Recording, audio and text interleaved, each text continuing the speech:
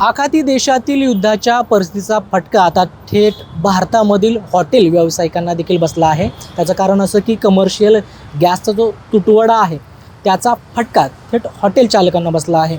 आज पिंपरी चिंचवडमधील हॉटेल संघटनेची एक बैठक पार पडली आणि या बैठकीत नेमके काय निर्णय झालेत या संदर्भात जाणून घेण्यासाठी आपल्यासोबत हॉटेल संघटनेचे अध्यक्ष गणेश कुदळे सर आहेत।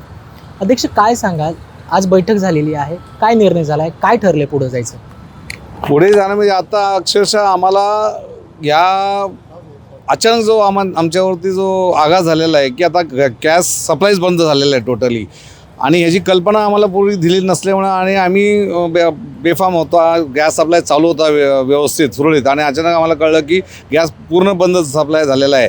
त्याच्यामुळे आता ज्यांच्याकडे स्टॉक आहे त्यांनी तर आतापर्यंत चाललं आहे व्यवसाय, पण आता अचानक हे सगळं स्टॉप झाल्यामुळं पुढे व्यवसाय न्यायचा कसा?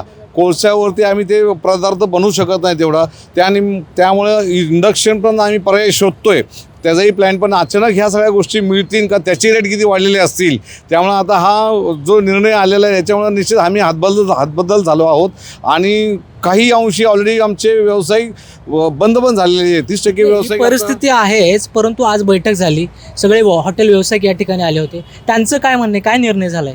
पण याचा निर्णय असा झालेला आहे की आता गॅस सप्लाय आलं तर थांबावं लागेल, आम्हाला बंद ठेवावं लागतील हॉटेल, आणि आमच्यावरती निर्बंध अवलंबून असणारे जे कामगार आहेत त्यांनासुद्धा आम्हाला सांभाळणं खूप मुश्किल होणार आहे। काय म्हणणे?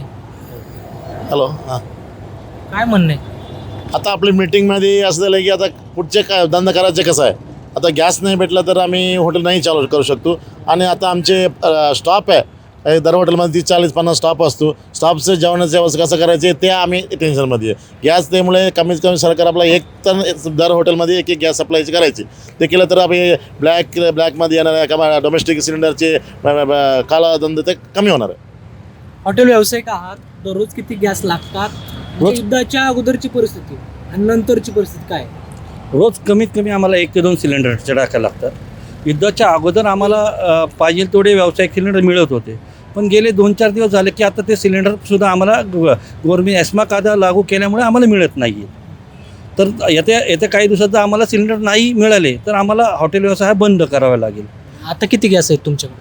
आता आमच्याकडे एक आज उद्या 2 दिवसाचा स्टॉक राहिला आहे, त्याच्यानंतर तर पाहू आता, किंवा कोळशाची भट्टी याच्यावर चालवायचा प्रयत्न करू। तर हे हॉटेल संघटना आहे, या ठिकाणचे जे सदस्य आहेत, हॉटेल व्यावसायिक आहेत, त्यांची एक बैठक पार पडलेली आहे। खरं तर कमर्शियल गॅसमुळं हॉटेल व्यावसायिकांचं देखील कंबरडं मोडलं आहे। पुढील 2 ते 3 दिवसात हॉटेल व्यावसायिकांना कमर्शियल गॅस भेटला नाही तर हॉटेल देखील ठप्प पडतील। कृष्णा पांचाळ, LS मराठी, पिंपरी चिंचवड।